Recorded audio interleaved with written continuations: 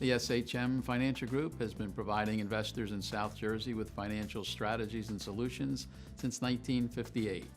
We are a family business, an independent financial planning, wealth accumulation, and asset management firm, and we call South Jersey home. More information is available at shmfinancial.com.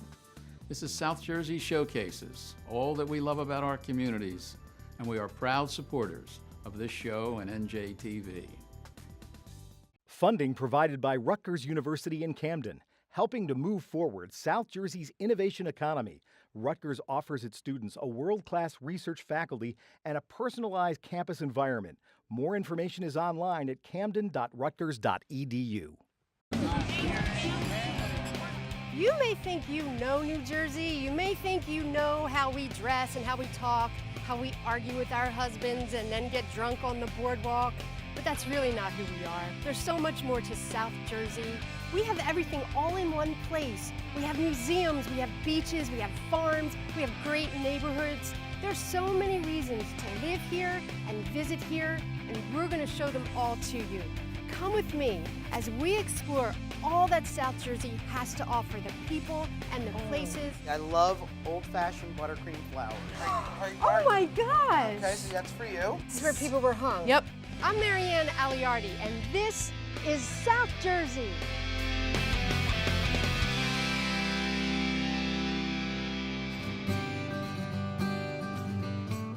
I'm in Lumberton at Scotia Acres Farm, and today is a big day. There are 105 alpacas here, and it's shearing day. I have no idea what happens on shearing day, but we're gonna find out. The farm is run by the Campbell family, and I'm meeting the matriarch, Marilyn, before heading into the barn. This is the fleece from one alpaca. Wakaya and Surrey are the two types of alpaca fiber, and this happens to be a wakaya. What kind of maintenance do the alpaca need? They are livestock and need to be taken care of every day. They eat hay, and if we put them on the field, they will eat the grass. There's a plus. It's very thick, thicker than I thought. It's very soft, but when you grab it, there's so much of it to grab. There is, and you get somewhere between 3 to 6 pounds from each alpaca. Wow. What products are made from the fiber? Sweaters, blankets, gloves, hats, anything that keep you warm. What is Herd Health Day? Well, Herd Health Day is the day when there is a veterinarian here, and she will give them a rabies shot. And she also checks them for anything on their bodies once they're shorn to make sure there's no cysts or any kind of a skin irritation. And we trim their nails, and file their teeth. That's like their spa day. This is spa day. This is get your fibers off. It's time. There's a lot going on at the farm, and shearing started about an hour ago. I'm coming in as the process is in full swing. So tell me what's happening. Okay, right now the animal came out. Right. What we do is we string the legs. Timmy over there is pulling on the rope. Yeah. It's the safest position really for the animal, for everybody here, for the shearers. The wool will come off within 5 to 10 minutes tops. Her name is Baroness. Baroness? Baroness. She's, How do you know that? They all look alike if you look at them from a distance, but if you're just like people, if you look at them, their faces are different. Who's doing the shearing? His name is Jamie Jones. He's a professional shearer. He travels basically up and down the East Coast. This is what he does professionally. So he's a freelance shearer? Correct, yep. What is she doing? She's the vet, giving the animals a rabies shot, a tetanus shot, and a dewormer. So why does all of this need to be done? The primary reason is that if we didn't do it for the animal would die a very horrible death. Heat stress. Alpaca wool is as warm, if not warmer, than sheep's wool. That's one reason. The other reason is because this is what we do for farming. Wool is our crop. It's a yearly crop, just like what we do with the soybeans or what we do with the hay. This is our yearly crop for the alpaca. But as you see now, see it's coming off, and it is one solid blanket. Look how thick it is. Yeah. It's really beautiful. That is beautiful. Shearing will go on all day, and Jim needs to check on the male alpacas. I'm going to walk with him, and Jim's son is joining us too. Why are we going to see the males? Why aren't the males mixed in with the females here? We do what's known as selective breeding. So if we were to just allow the males in whenever they wanted, it would just be an uncontrolled breeding situation, and we don't want that. And you're breeding them because you sell them? Correct, Right. correct. Who buys an alpaca? A lot of people would buy alpacas. There are people that start up farms. There are people that have been existing in farming. There's wool buyers that are interested in purchasing an alpaca. For people who are buying them, how much does it cost? Alpaca prices range. Pet quality animals could be $500. Breeding quality could be all the way up to $10,000 to $15,000. We never sell a single alpaca. It's always in pairs. I really don't like to sell anything less than 5 animals at a shot because the animals feel more comfortable when they're together. As you can see, they're kind of packed up now. And what that is that that's one of their defenses. They say, well, we're large and these other people are small, so these predators might stay away from us. So they're herd-oriented animals. They have to be with other alpacas. And besides taking care of the alpacas, what else do you do as a farm? So we also raise Black Angus cattle. The most we ever do is 10, and then we process them through a USDA inspected facility. Who do you sell the beef to? We sell it to consumers. You know, anybody. So I can come here? Absolutely. This is probably the truest example of farm to table I've ever seen. I'm curious how much beef Scotia Acres has and how exactly people get it. The beef is kept in the freezers. So if I was going to come here to buy, you would just bring me out here? Correct. Any time of the year? Do you always have it? We do have a pretty much unlimited supply of it. You know, these 4 freezers are filled right now. I would think people would love this. It's a farm in South Jersey. Correct. I see the guy who owns it selling it to me. Yeah. You know, I'm quite partial to it, but you know, it is definitely a quality product. I'm going back to watch more of the shearing, and remember, you can do this too. You can come here the 4th Saturday of every month. They love visitors, and you'll love the alpacas. I'm at a small town corner bakery, DiBartolo's in Collingswood. Al DiBartolo is kind of a big deal when it comes to cake decorating, and you can see why by some of his cakes. Today, I'm going to take a class with him. You can do this. And honestly, I really don't even care if I learn how to decorate a cake, because at the end, I'll be eating cake. We're going to turn this vanilla layer cake into a farm pig, complete with a cupcake for a snout. Al's been working for the bakery since he was a kid, and he always had a talent for art. I didn't know where to put my art. And the way the business has transformed over the years, cakes were never really thought of as another medium. Right.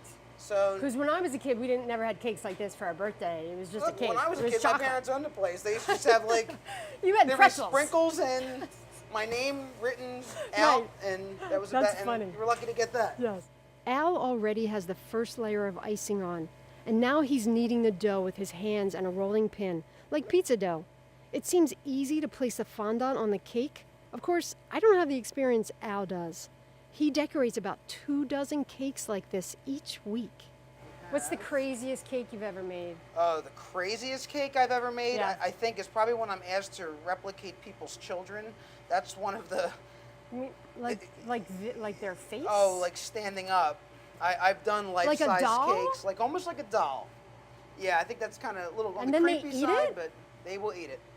That's It's- rather unusual. Yeah, but you know what? People Yeah. want something, That's interesting. and An I'm interesting cake. happy to oblige. You want to help me make an ear? Sure. Okay, I would love some help. So we could I- take a nice little ball like that. I have no idea what a pig's ear looks like. Okay, mine is What not did you going to say? look like that. I'm sorry. What was that? I didn't hear you. Look at mine. Look, it looks That just looks like awesome. yours, doesn't When it? something's made with love, it's always beautiful. There you go. It's always not beautiful. That's not too horrible. bad. You know what? I'm going to use it because he might have gotten a scrap Fine. with another pig at the farm and someone bit his ear. Okay. All right? So that is that's my our confirmation story. that it doesn't look good. 'cause No, you're that's coming our up with story the- and we're sticking to it. Right. This pink pig is really starting to shape up. Al adds some finishing touches, some extra special details by airbrushing food coloring and then using buttercream to look like grass. Al's a great baker, and I think he's starting to realize I may not be. This is going to show you what an amateur baker I am. When I ice a cake, the cake comes off with the icing. Yeah. How can you make that not happen? Yeah. Simple. Yeah. I would freeze your cake. Freeze my cake, but a lot of, Take a lot your of layers. times I've got like an hour. Well, you got to plan Don't. ahead Do it in the this day before. business. Okay. Not only that, it's better to bake it the night before, and I'll tell you why. Yeah. It'll really give it a chance to completely settle. so you can freeze your layer for only about an hour. Okay. You'll be surprised. Your icing's pulling away because the cake is so room temperature and soft, it's going with it. Or, number 2, Yes. you can make your icing softer. How do- Meaning adding a little more water to it, Okay. just loosening it up. You think creamier. I made the icing, so I should make it a little Oh, softer? if you went like this, yeah, you need to definitely Yeah. put it all away and say, "Hi, is this DiBartolo's? Al, I need help." All right, And I been- hear you. We are moving on to flowers, and Al seems to think I'll be able to get the hang of this. So I'm going to do one really, slow for you. Okay. And then I'm going to have you do one, and we'll do them together, okay? Okay. So let me just take my time with this one. And are you Oh my gosh! Okay, so that's for you. All right, see? It's How almost did pretty you enough to do eat, that? right? How did you do that? Wait till you see what mine looks like. There is no way I'm going to be able to do that, but I'm going to try. That's what these classes are for. Al's there to teach me. You want to just build a little something up. Okay. It's okay, you just All need right. a base. Okay. Okay, so then from your highest point, you go down. Okay. Good. Now, can I spin? Down. Oh wait. You're slowly spinning. Okay. Down. Okay, look, it's Yeah, good. look. There we go. It's not terrible. And then look, just keep going. Oh. Okay. Okay. You know, my flower. I would put that right on my lapel. You're lying. I have no height. I was a terrible prom date, so why not? All right, there we go. Why don't we start over again? The first one's always tough. You could just drop it right down Look there. at that. That's all How do I right. even? That's oh. all right. So Okay. good. See, it pops right off. So let's try it again. Let's make that lump again. Okay. Okay? So now this one, you can turn your point a little bit in and look, spin. Okay. And just keep spinning. Okay. All right, but wait. It's not just keep spinning. Look. See. Well, you're going back inside now. I know, it's one of them things. How about a bud? We can try that. Like this is one. Pretty soon it's gonna be. How Try about we that just one. eat some cake? Well, we're gonna Okay, do that I because know. you know what? I didn't even know what you just did. What did you just Oh. do? Oh, okay. That might be easy. That's almost it. This is actually fun. I'm not making Good. a flower, but it's fun. Maybe we can try a simple one, like you can just pipe one on like this. That's kind of like drawing. It's kind of easy. It's like drawing it almost. Right. Or we can do that one. Okay. How about I call you and order a cake when I need I'll one? be happy to Thank anytime. you. Now that I've learned how to decorate a cake, Al says I'm ready for a big challenge. We're going to each decorate a cake side by side. Are you done? Oh, I'm done my band, but that's okay. You're doing good because we're gonna be able to fix that up. You just keep keeping the same pressure as you. Why do you have to fix it up? Now we're going right on the top row. Okay. Okay. Some dropped. That's okay. I'm going to let you use this. I like using the spatula, but this is going to be easier for you. Okay. You could just kind of, Smooth it out. yeah. Okay. So you try that out. All right. There you go. All right. I'm going to use You make it look so Old Faithful easy. here. But I'm going to show you a technique Yes. that people can do at home that doesn't take a lot of skill. Okay. The spatula swirl, Yes. you just run the side of your blade, and you could just keep going up. Anyone Wow. can do this at Yeah. home. Wow, that, it that actually makes looks it look really like a pretty. professional cake. Yeah. And then you'll just clean your top up, and you're going to do the same thing with your tool. Mine's kind of glumpy. That's okay. Well, that's what that'll do. That'll get some of the glumps out. Are you going to put flowers on Well, we these? got to. I mean, I was my almost thinking, God. I'm going to let you steal these. People are going to be like, what So- garden did these flowers come from on my cake? This Okay. is so sad. We got something happening here. Wow. We got something happening. That's I incredible. would sell that. That looks nice. Oh, you know another important thing we got to do in this business Yeah. too? What? I'll show you. Writing. So let's see. Oh my gosh, I just ate some of your icing. Is I that, didn't- is I that like the didn't see- biggest rule? Don't eat the icing? No, Oh no. my Actually, gosh. in cooking, you always want to taste your product. All right, so let's try to get some writing on here. Al says anyone can write on a cake, and it's a way to make an average cake beautiful. I sure do love what he did with this one. Let's have some. Can we cut mine? Oh, absolutely, we can cut it. I've learned a lot with Al, but it's time to taste our creations. And while Al does decorate an awesome cake, When it comes to taste testing, I think I'm going with the cake that's not so perfect. Our cakes are marble pound cakes, which DiBartolo's is known for. And for me, this is the best part of the class. Al, this cake is unbelievable. The classes at DiBartolo's are lots of fun. Al makes you feel like you're part of the family at this long-standing family bakery right here in South Jersey. I'm visiting the Burlington County Prison Museum in Mount Holly. It was open for 154 years. That makes it the longest operating prison in the U.S. It's a national landmark, and it's open for tours. I'm meeting Marissa Bozarth, who's going to show me around the prison. How old is the prison? The prison dates to 1811. How big is it? How many cells are there? There's only about 40. So how many prisoners would there have been in back then? When it first opened, they wanted one per cell, was Right. the intention. By the time they closed down in 1965, there were about 150 people being housed here. In 40 cells? Mm-hmm. How did they do that? Anywhere they could find a corner, they put people. 4 and 5 people to a room, hallways. What all can you see when you tour? Pretty much all 40 cells. Majority of them are either open to go into or viewable through the bars. You can see the warden's office, the workshop area, the kitchen, and the courtyard are all great. open. The prison has 3 floors, with the cells on the top floor. They were put there so prisoners couldn't escape by digging their way out. What type of crimes were committed for someone to be in prison? So there's a wide variety. Yeah. So anything from your typical murder, assault, things you would assume people are in jail for. Yes. Drunken disorderly was a big one. And homelessness, you were able to be imprisoned just for not owning property and having a Really? house. Yeah. And the cells? You could be in any cell? Depending on your crime, depended on the size of the cell. So the more severe the crime, the smaller the cell. Criminals who had been convicted of murder were placed in what was called the dungeon. It was dark. It was the only cell that didn't have a fireplace. And prisoners there would be chained at the ankle so they couldn't reach the door. You can see all of this on your tour. This is actually one of our debtors' cells, so it's much larger, but there could have been up to 12 people that would have been housed in the room. So it's not that big. Right, even though it's much larger, they just add more people to it. Oh my gosh. And was it empty like this? Would there be beds? Originally, For 12 it was people? empty. All you would have in the room was, they had mattresses on the floor. They were straw mattresses, but other than that, it was an empty room. So what did the prisoners do all day? Majority of them did pretty much nothing, a good bit of them, but other ones did yard work.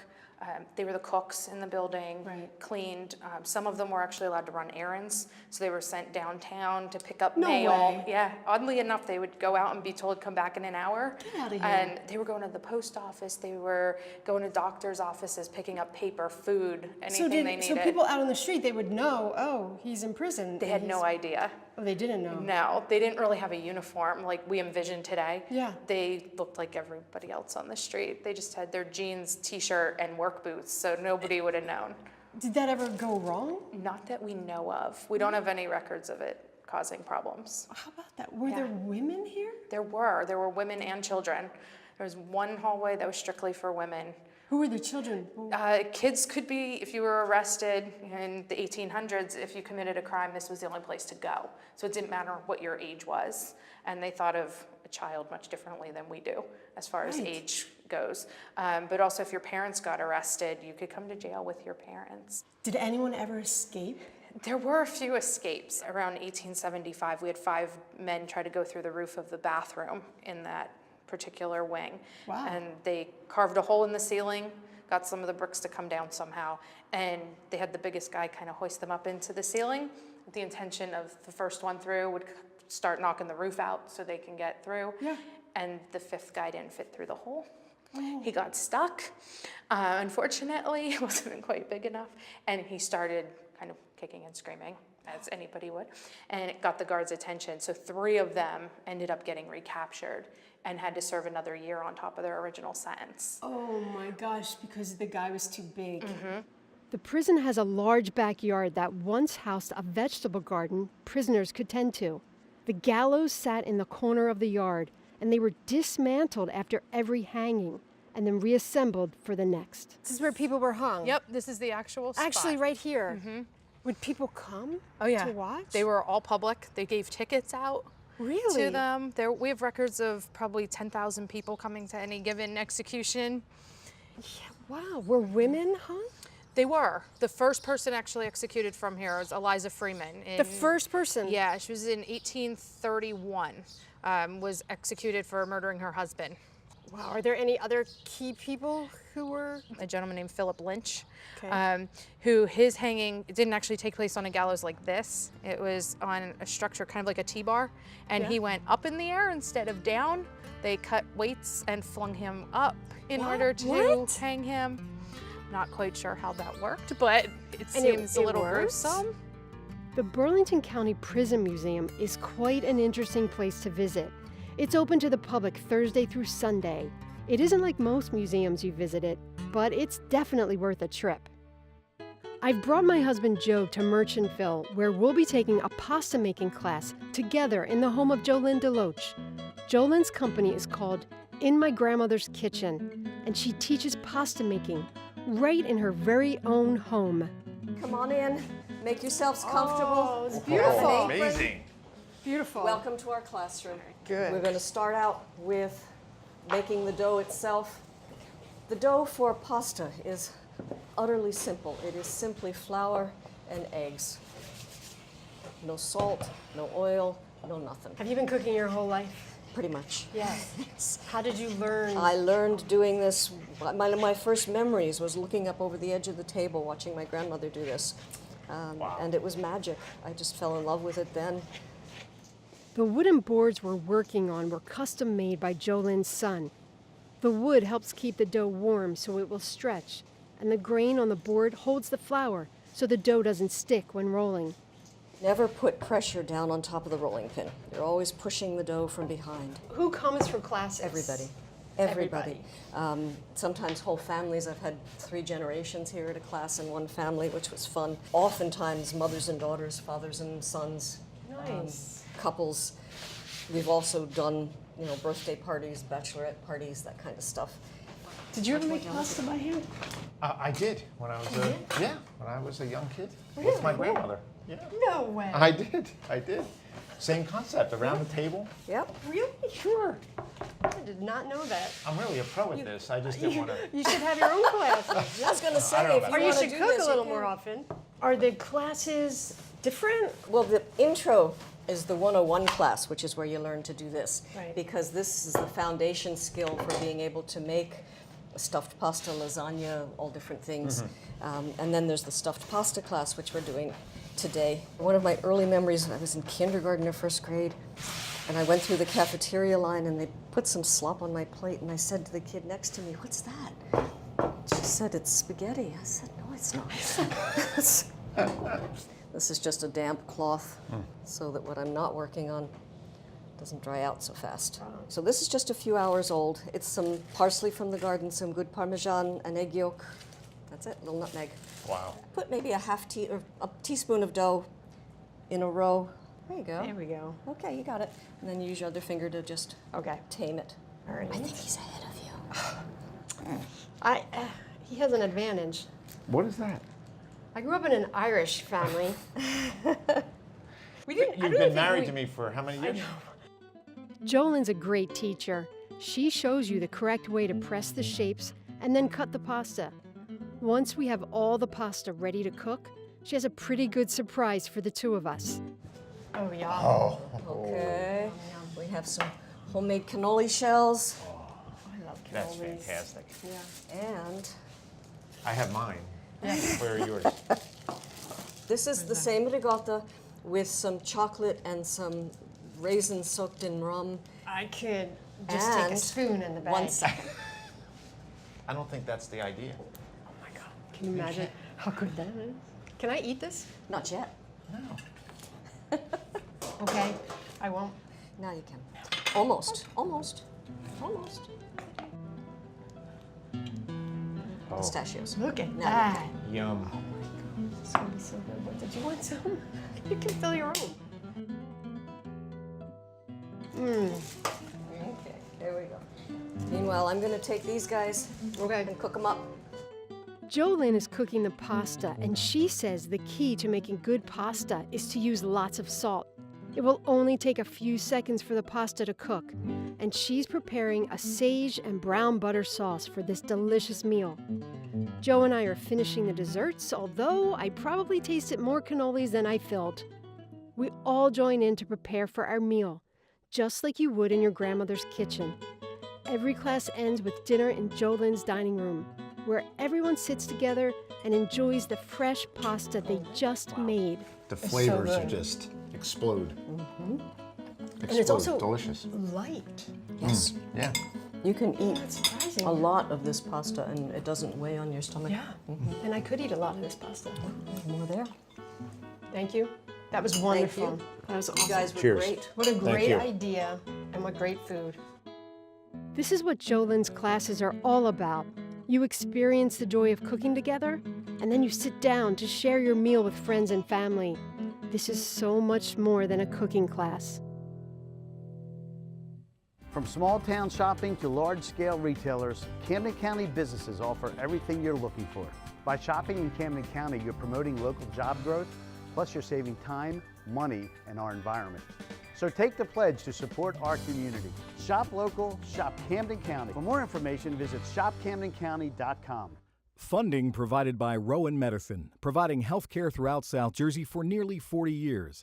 Our healthcare team provides comprehensive, high-quality care for the entire family. To find out more, visit rowanmedicine.com. And Virtua, helping you be well, get well, and stay well through primary and specialty care, urgent care, and 24/7 emergency care for children, teens, and adults. More about all of Virtua's services is online at virtua.org.